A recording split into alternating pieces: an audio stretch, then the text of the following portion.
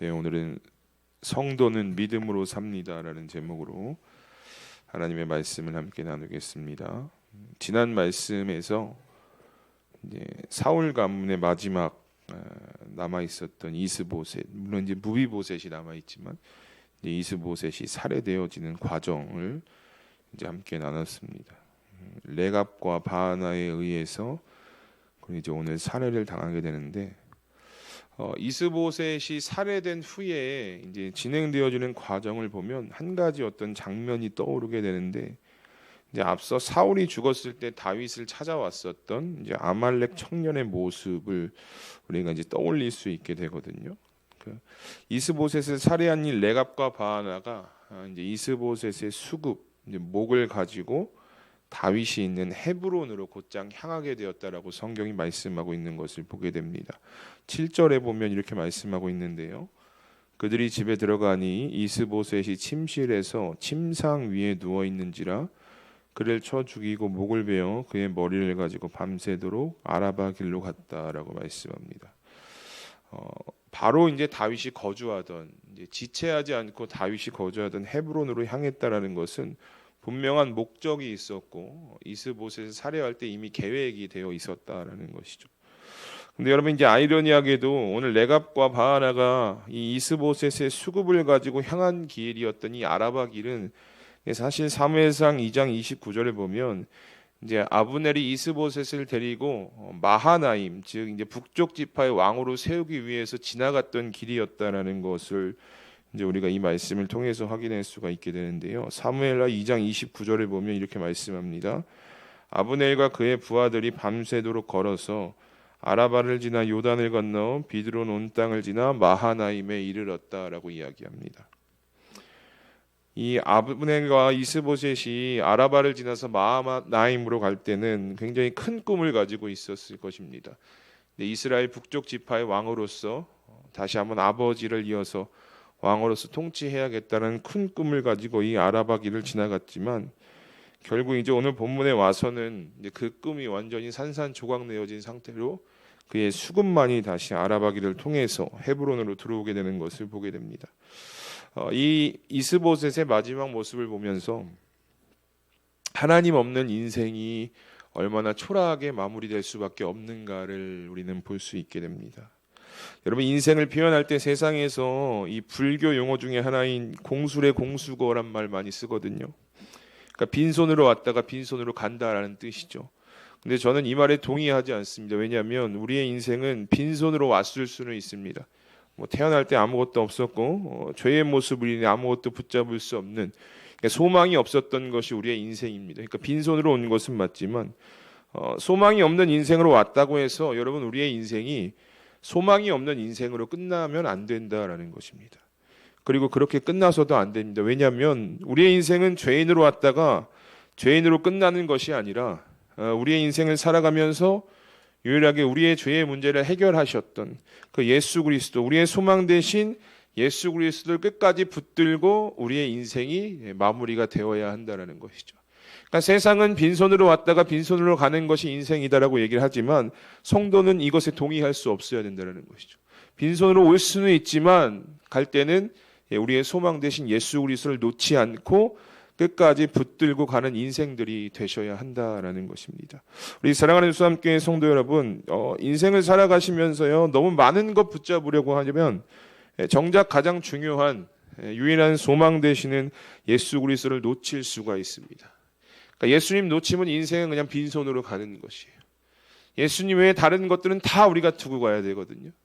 근데 예수님 붙들고 가면 예수님께서 우리에게 허락해 주신 그 영생의 은혜를 우리가 죽음 이후에도 누리게 될 수 있다는 것이죠. 그러니까 여러분, 너무 많은 것들 붙들려고 거기에 막 힘쓰지 말라는 것이죠. 내가 먼저 예수를 붙들고 있는가, 나의 소망 대신 예수를 끝까지 붙들고 있는가, 이것을 먼저 확인하시고 그 예수를 끝까지 붙들고 살아가는 인생이 되셔야 한다는 것이죠. 다른 것 다 놓쳐도 괜찮습니다. 예수님만 붙든다면 그 예수님만이 우리의 소망이 되시기 때문에 그 예수님을 끝까지 붙들고 이 믿음의 길을 한 걸음 한 걸음 걸어 나가시는 우리 성도님들이 되시기를 주님의 이름으로 축복합니다. 이스보셋의 수급을 가지고요, 레압과 바하나가 다윗을 찾아갑니다. 완전한 계획이 있었어요.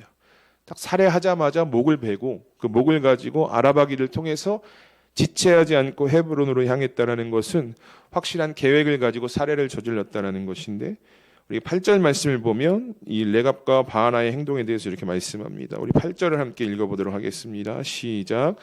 헤브론에 이르러 다윗 왕에게 이스보셋의 머리를 들이며 아뢰되 왕의 생명을 해하려 하던 원수 사울의 아들 이스보셋의 머리가 여기 있나이다. 여호와께서 오늘 우리 주 대신 왕의 원수를 사울과 그의 자손에게 갚으셨나이다 하니. 아멘.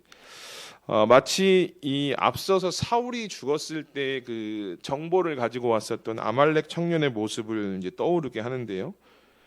아마 같은 의도로 지금 다윗을 찾아왔다라는 것이죠. 레갑과 바하나가 어떤 정치적인 목적을 가지고 이제 다윗을 찾아왔다라는 것인데, 이 다윗을 대면하는 그들의 모습 속에서도요, 우리는 그들의 의도를 찾아볼 수 있게 되는데, 먼저 이들이 지금 다윗을 딱 만나자마자 뭐라고 고백하느냐? 우리 주 대신 왕으로 지금 다윗을 부르고 있습니다. 이 레갑과 바하나가 이스보셋의 부하였거든요. 신하였는데 지금 다윗을 향해서 어떻게 보면 적군이었던 다윗을 향해서 우리 주 대신 왕으로 이미 부르고 시작하고 있다는 거죠. 그리고 자신의 왕이었던 이스보셋을 왕의 원수라고 지금 표현하고 있습니다. 완전한 배반자의 자리에 지금 서서 이야기하고 있는 것이죠. 그리고 자신들이 저지른 살인은 왕을 위한 보복이었다라고 지금 이것으로 포장을 하고 있는 거예요. 그러니까 어떤 목적을 가지고 이들이 이스보셋을 죽였고 어떤 목적으로 다윗을 찾아왔는지를 이 8절의 말씀 속에서 우리가 쉽게 찾아볼 수 있게 된다는 것이죠. 그러니까 정치적 목적으로 다윗의 소속이 되려는 목적으로 이 일을 행하였다라고 지금 고백하고 있는 거예요. 여러분, 앞서 말씀에서 이 사울이 죽은 모습을 가지고 아말렉 청년이 그것을 지켜보다가 왕관과 사울의 왕관과 사울의 팔찌를 가지고 다윗을 찾아왔거든요. 이것은 왕권을 의미하는 것인데 이 아말렉 청년이 다윗에게 이것을 전해주면서 어떤 목적이 있었겠죠. 그냥 전해주진 않았을 것입니다. 이것을 전해주면서 어떤 보상을 바랬을 것이고 정치적인 목적이 있었다는 거예요.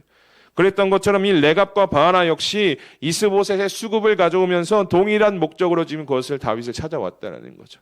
어떤 정치적 목적으로 인해서 때로는 보상으로 인해서 다윗에게 소속되기 위한 마음으로 지금 찾아왔다는 것이죠.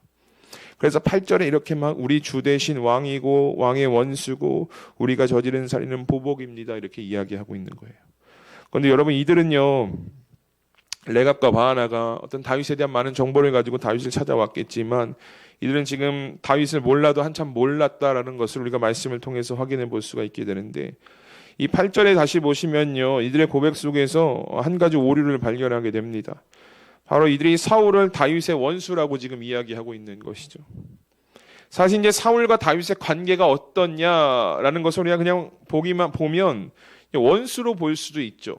사울 입장에서 다윗은 그렇게 원수의 존재일 수도 있었겠지만 사실 다윗의 입장에서 사울은 다윗은 한순간도 그런 원수로 보지는 않았다는 거예요. 항상 성경을 통해서 다윗은 사울을 뭐라고 고백하고 있냐면 하나님께서 기름 부으신 왕이었다라고 이렇게 고백을 하고 있거든요.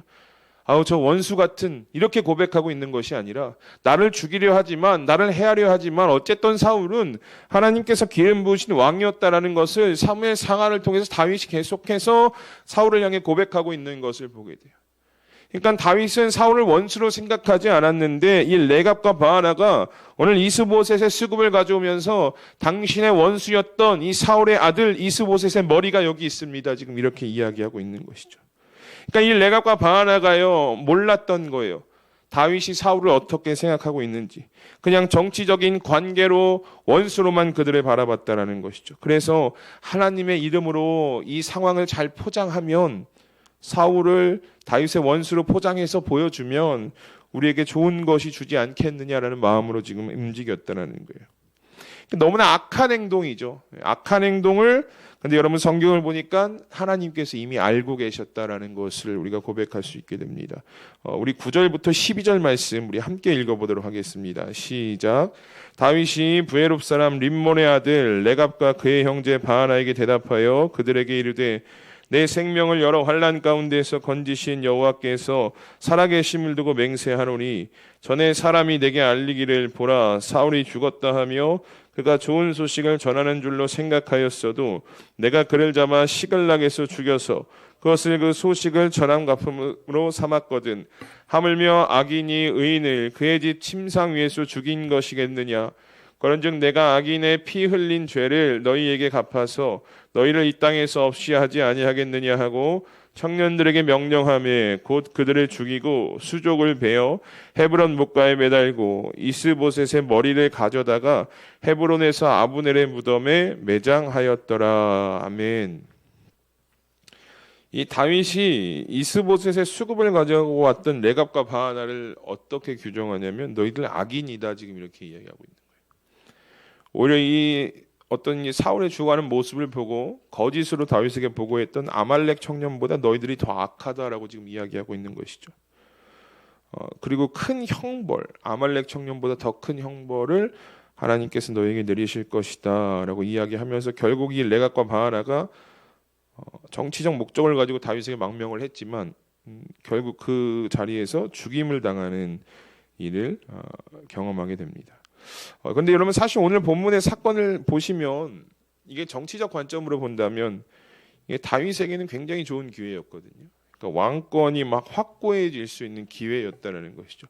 이제 앞서 실질적인 리더였던 이제 북쪽 지파의 실질적인 리더였던 아브넬이 어쨌든 요압에게 살해를 당하거든요. 그러니까 지금 북쪽 지파는 두 기둥 중에 하나를 잃은 상태죠. 근데 나머지 어쨌든 이제 남아 있는 사울의 아들, 이제 정통성을 가지고 있던 그 이스보셋만 남아 있었는데 그 이스보셋도 이 레갑과 바하나가 살해하고 지금 다윗에게 망명을 한 거예요. 그러니까 어떻게 보면 지금 북쪽 지파는 스스로 무너지고 있는 상황이었다라는 거예요. 그러니까 우리가 손 안 대고 코 푼다라는 말이 있잖아요. 지금 이 다윗의 입장에서 보면 모든 일이 막 잘 진행되어지는 것 같아요. 내가 열심히 노력하지 않아도 조금만 좀 더 버티면 이 스스로 무너져서 나라가 하나가 되지 않을까라는 어떤 정치적 관점으로 오늘 이 레갑과 바하나의 행동을 좋게 바라볼 수도 있었다라는 것이죠. 그런데 여러분, 다윗은 그렇게 생각하지 않았습니다.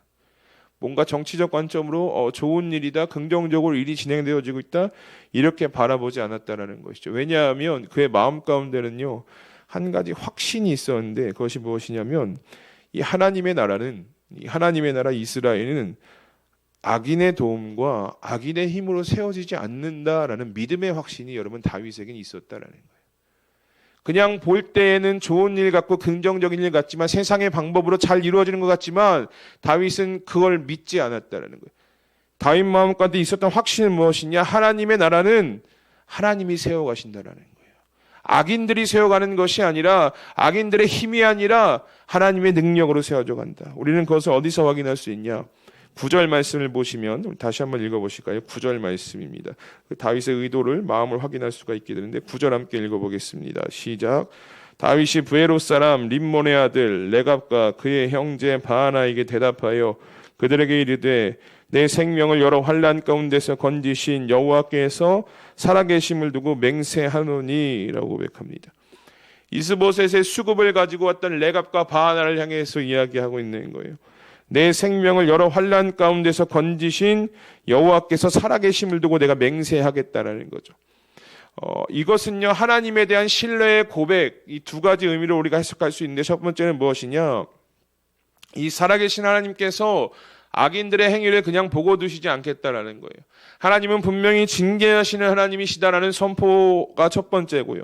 두 번째는 무엇이냐? 이 살아계신 하나님께서 지금까지 다윗의 생명을 여러 환난 가운데서 건져 오셨다라는 믿음의 고백이 여기 담겨 있었다는 것이죠.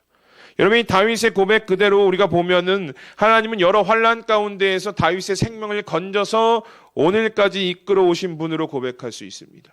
그런데 이것을 단순히 그냥 하나님이 우리를 도우신다, 하나님이 우리를 도우시는 분이다, 이것을 이야기하고 있는 것이 아니라 하나님은 여전히 일하고 계시는 분이다라는 확신을 가지고 다윗이 지금 고백하고 있는 거예요. 과거에도 이랬고 현재에도 이랬고 앞으로도 하나님은 일하고 나아가시는 분이다라는 고백이 있는 거예요. 과거에 묶여있는 하나님이 아니라 오늘도 살아서 역사하시는, 우리의 삶에 역사하시고 다윗의 삶에 역사하시고 이스라엘을 만들어 가시는 과정 가운데 하나님이 살아계시다라는 믿음의 고백과 확신이 이 9절의 다윗의 고백에 담겨 있다는 것이죠. 그러니까 다윗이 담대하게 레갑과 바하나를 향해 고백할 수 있는 거예요. 악인들의 도움 따위는 필요 없어라고 이야기하고 있는 거예요. 너희들이 지금 좋은 어떤 이제 세상적인 눈으로 보면 이 북쪽 지파가 스스로 무너져가는 과정을 지금 다 이제 레갑과 바하나가 가지고 온 거잖아요. 그러니까 내가 가만히 있어도 일이 잘 진행되어지는 것처럼 보이잖아요. 근데 다윗은 그렇게 생각하지 않았다라는 거예요. 야, 나는 악인들의 도움 따윈 필요 없다라는 거예요. 너희들이 아무리 나에게 좋은 것을 주고 좋은 것을 제공하고 좋은 상황을 가지고 올지라도 나는 세상의 도움 따윈 필요 없어 라는 믿음의 고백을 지금 보여주고 있는 거예요. 왜냐?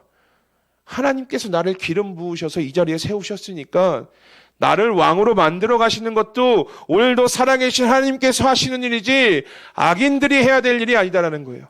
너희들은 할 수 없다라는 거예요. 이 믿음의 고백이 오늘 9절 말씀에 다윗의 입술에서 고백되어지고 있다라는 거예요. 물론 왕이 되어져 가는 과정 우리가 함께 나눠보셔서 아시겠지만 험난하잖아요. 다윗이 뭐라고 고백합니까? 여러 환난 가운데서 나의 생명을 건지셨던 하나님으로 고백하거든요. 그러니까 왕이 되어가는 과정, 과거도 현재도 앞으로도 계속해서 환난과 같은 일들이 나의 생명을 위협하는 일들이 찾아올지 모르겠지만 그것도 하나님께서 일하심이다라는 거예요. 그것도 하나님께서 일하셔서 나를 왕으로 세워가는 과정이다라고 지금 다윗이 고백하고 있는 것입니다. 이 믿음의 고백, 이 확신이 있었기 때문에 이스보셋의 수급을 가져왔어. 나는 그거 필요 없다는 거예요. 난 너희들을 징계하겠다는 거예요. 하나님의 이름으로 하나님의 정의와 공의로 나는 너희들을 징계하겠다라고 선포하고 있는 것이죠. 사랑하는 수함교회 성도 여러분, 오늘 다윗의 고백을 보면서 여러분들은 어떤 생각이 드십니까? 저는 말씀 준비하면서 어떤 마음이 좀 들었냐면 하나님의 자녀면 성도면은 이 정도의 믿음은 있어야 하지 않나라는 좀 생각을 하게 되었습니다. 세상의 도움 따윈 필요 없다라는 거예요. 세상의 힘 따윈 필요 없다라는 거예요. 오늘도 살아계신 하나님, 과거에도 나를 이끌어 오셨고 오늘도 살아계시고 앞으로도 살아계실 그 하나님께서 나의 삶을 인도하시고 이끄실 것이다라는 그 믿음이 다윗에게 있었다라는 것. 여러분 성도라면 하나님의 자녀라면 이 믿음이 있어야 하지 않겠습니까? 이 믿음을 가지고 이 세상을 살아가야 되지 않겠습니까? 살아계신 하나님이 오늘 우리의 삶에 함께 하신다. 이 믿음이 우리 가운데 있어야 한다는 것이죠. 어떤 환난이 와도 그 환난 가운데서 나를 건져내셨고 앞으로도 나의 생명을 그 지키실 하나님께서 우리와 함께 하신다. 여러분 이 믿음을 가지고 이 세상을 살아가고 계십니까? 요한일서 5장 4절에 사도 요한이 이렇게 고백하죠. 무릇 하나님께로부터 난 자마다 세상을 이기느니라. 세상을 이기는 승리는 이것이니 우리의 믿음이니라. 아멘이십니까? 세상을 이기는 승리가 이것이래. 우리의 믿음이 세상을 이긴다라고 고백하고 있는 것이죠. 여러분 성도라면 이 정도의 믿음 가지고 있어야 하지 않겠습니까?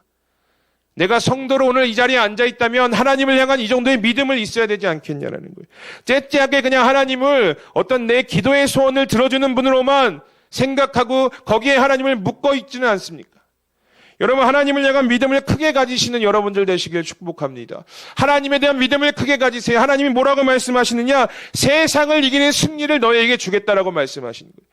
세상을 이기는 승리를 너희에게 주겠다. 그것이 바로 믿음이다. 나를 믿어라라고 하나님께서 오늘 말씀하고 있다는 것이죠. 그러니까 여러분 성도는요. 다른 것으로 살아가는 것이 아니에요. 다른 세상의 방법, 세상의 어떤 물질 이런 걸로 살아가는 것이 아니라 성도는 믿음으로 살아가는 자입니다. 믿음을 가지고 살아가는 자들을 성도라 부르고 그것이 바로 성도의 존재라는 거예요. 그리고 그 믿음은 어떤 믿음이 있느냐? 세상을 이기는 믿음이다라고 성경이 말씀하고 있다는 것을 믿으시는 여러분들 되시길 바랍니다. 오늘 다윗처럼요. 그래서 우리가 선포할 수 있어야 돼요. 세상을 향해 담대히 선포할 수 있어야 합니다. 오늘 레갑과 바하나가 이스보셋의 수급을 가지고 왔지만 다윗은 거절하거든요. 잘못된 방법이다. 하나님이 원하시는 방법이 아니다. 여러분 우리도 이렇게 고백할 수 있어야 돼요. 세상을 향해서 세상의 방법 따윈, 세상의 도움 따윈 필요 없다는 거예요. 성도는 하나님의 방법대로 오늘도 살아계신 그 하나님께서 나와 함께 하신다는 것을 믿고 이 방법으로 나는 나아가는 존재다라는 것을 세상을 향해 선포하실 수 있는 여러분들이 되셔야 한다라는 것입니다. 여러분 오늘 어떤 믿음을 가지고 이 세상을 살아가고 계십니까? 바라기는 오늘 다윗이 보여주었던 그 믿음, 나를 여러 환난 가운데서 나의 생명을 지키셨고 나의 생명을 보존하셨던 그 살아계신 하나님께서 오늘도 앞으로도 나와 함께 하실 것이다라는 이 믿음을 가지시고 이 신앙의 길을 끝까지 걸어나가시는 우리 수암교회 성도님들의 삶이 되시기를 주님의 이름으로 축복합니다. 우리 이 시간 말씀을 기억하면서 함께 기도하기 원합니다. 오늘 다윗은 하나님을 향한 변치 않는 믿음을 보여주었습니다. 인간의 눈으로 볼 때 레갑과 바하나의 행동은 오히려 다윗이 이스라엘의 왕으로 세워지는데 좋은 방법, 도움처럼 보입니다. 그러나 그 앞에서 다윗이 이렇게 고백하죠. 악인의 도움이 아닌 내 생명을 여러 환난 가운데서 건지신 하나님께서 이스라엘의 왕으로 나를 세워주실 것이다. 이 믿음이 자신에게 있다라는 것을 고백합니다. 여러분, 성도는 이 믿음 가지고 사는 것입니다. 세상의 방법과 인간적인 방법이 아니라 어떤 상황 속에서도 하나님을 향한 믿음, 그거 하나만을 가지고 살아가는 존재를 성도라 부른다는 것이죠. 그리고 믿는 자들에게 하나님은요, 믿는 대로 부어주시는 분이십니다. 우리가 이 시간 함께 기도할 것은 하나님, 오늘 다윗과 같이 세상의 방법과 인간적인 방법을 의지하지 않게 하시고 오직 하나님을 향한 변치 않는 믿음으로 하루하루의 삶을 살아가는 성도 되게 하여 주시옵소서. 어떤 상황 가운데서도 하나님 의심하지 않게 하시고 믿음의 눈을 들어 우리의 삶에 역사하실 하나님을 끝까지 신뢰하며 나아갈 수 있는 성도로 살아가게 하여 주시옵소서라고 우리 시간 함께 말씀을 기억하면서 합심하며 기도하며 나가겠습니다. 다 함께 기도합니다. 하나님 감사합니다. 오늘 다윗의 모습 속에서 우리가 어떤 믿음을 가지고 이 세상을 하루하루 살아가고 있는지, 어떤